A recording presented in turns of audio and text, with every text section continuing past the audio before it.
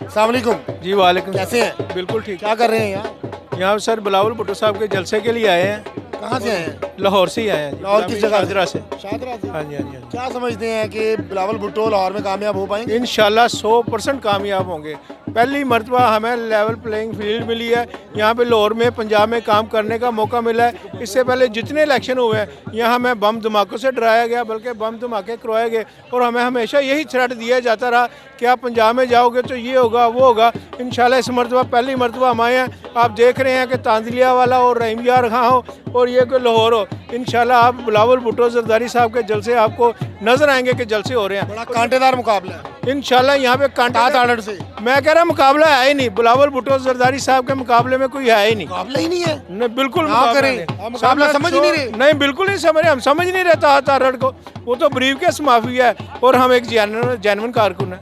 अच्छा जी। हाँ जी। क्या समझते हैं, क्या बिलावल भुट्टो जो अगर लाहौर में कामयाब हो पाते हैं तो क्या ऐसा काम करेंगे जो लाहौर के जियाले हैं उनसे खुश हो जाएं?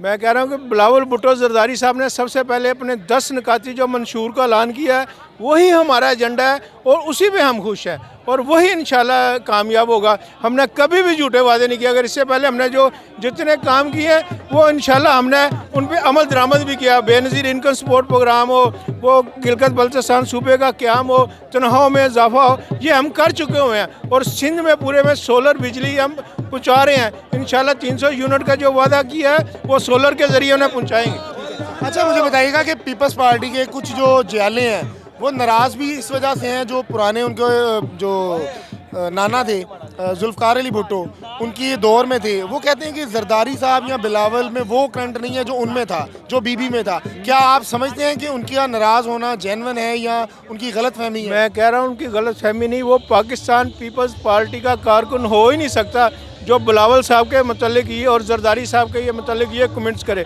क्योंकि कोई भी क़यादत सारी ज़िंदगी नहीं रहती। क़यादतें हमेशा तब्दील होती रहती हैं। आपने देखा होगा कि पाकिस्तान पीपल्स पार्टी के प्लेटफार्म पे जो भी आएगा वो पाकिस्तान पीपल्स पार्टी के मंशूर पे अमल करेगा। जुल्फ़िकार अली भुट्टो शहीद हों, मोहतरमा बेनज़ीर भुट्टो शहीद हों और जरदारी साहब हों, इन्होंने हुकूमत में आके साबित किया है कि हम पीपल्स पार्टी के मंशूर पे अमल पैरा हो सकते हैं। अच्छा, नून लीग से आप क्या समझते हैं कि उन्होंने लाहौर में या पंजाब में ऐसा काम नहीं किया जो बिलावल भुट्टो या पीपी करके और लाहौर को और खूबसूरत और लाहौर तरक्की की तरफ लेके जाएगी? मैं आपको बता रहा हूँ कि मैं शादरे में रहता हूँ। अगर आप शादरे में जाके सिर्फ एक विज़िट कर लें, वहाँ ना पानी पीने का ना वहाँ पे रैश के काबिल है। 35 साल से वहाँ पे लोग, मैं अपने हल्के की बात बता रहा हूँ, 35 साल से मुस्लिम लीग नून नवाशी भी वहाँ से हुआ है, अब्बास शरीफ भी हुआ और मलक रियाज भी वहाँ से हुआ है। आज भी उनकी गली एक गली पक्की दिखा दें, मैं सियासत छोड़। मलक रियाज बड़ा स्ट्रांग हुआ है वहाँ से। मैं कह रहा हूँ मलक रियाज वो सिर्फ और सिर्फ पैसे के सर पे इलेक्शन लड़ते हैं। वहाँ पे हमेशा पाकिस्तान पीपल्स पार्टी ने काम कराया। टूल प्लाजा पाकिस्तान पीपल्स पार्टी ने ख़त्म कराया। डॉक्टर मतीन फातिमा पाकिस्तान पीपल्स पार्टी ने ख़वातीन के लिए कॉलेज बनाया। जो टीचिंग अस्पताल है उसकी भी अराजी पाकिस्तान पीपल्स पार्टी के जो हमारे मतरूका वक्त हमलाक बोर्ड के चेयरमैन थे सैयद आसफ शाह हाशमी साहब ने दी। मोहतरमा बेनज़ीर भुट्टो शहीद के नाम से उन्होंने वहाँ पर कॉलेज बनवाया अपने उस हल्के में। पाकिस्तान पीपल्स पार्टी ने वहाँ पर 4000 से ज़्यादा नौकरियाँ दी हैं। हमारा मकसद ये इक़्तिदार नहीं है, हम इक़्तिदार के हारने के बावजूद भी अवाम की खिदमत करते हैं। सर, क्या समझते हैं 8 फरवरी को कामयाब हो पाएंगे लाहौर से? इंशाल्लाह इंशाल्लाह। जी हाँ, पाकिस्तान पीपल्स पार्टी ने हर दौर में जुल्फ़िकार अली भुट्टो से लेके आज तक गरीब और पसमानदा तबकात की बात की है और पूरे मुल्क में इंशाल्लाह गरीबों और पसमानदा तबकात के लिए वाहिद नुमाइंदा जमात पाकिस्तान पीपल्स पार्टी है और उसने साबित किया है मज़दूरों को पक्की नौकरियां मुलाजमत फराहम की। पहले लोग कच्ची नौकरियों पे मुलाजमत करते थे।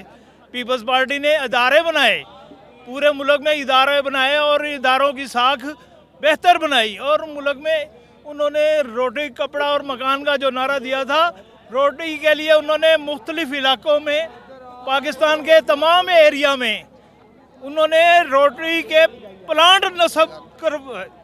अब रोटी के प्लांट नस्ब यहाँ पे आप देखें, जब आपको शदीद गैस की ज़रूरत है तो इस वक्त रोटी प्लांटों की ज़रूरत है ताकि एक जगह पे लोग इकट्ठे हज़ारों की तादाद में रोटी पके और डिस्ट्रीब्यूट हो।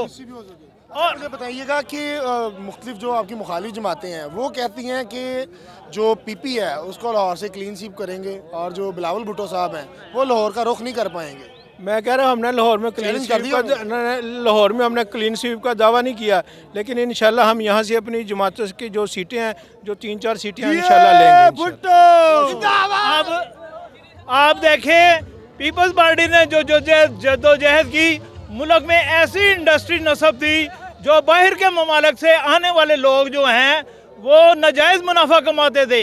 पीपल्स पार्टी ने कहा हम नाजायज़ मुनाफाखोरी करने वालों को बेशक वो अपना सामान ले जाएं। सरवर साहब आ गए हैं वापस, क्या कहेंगे?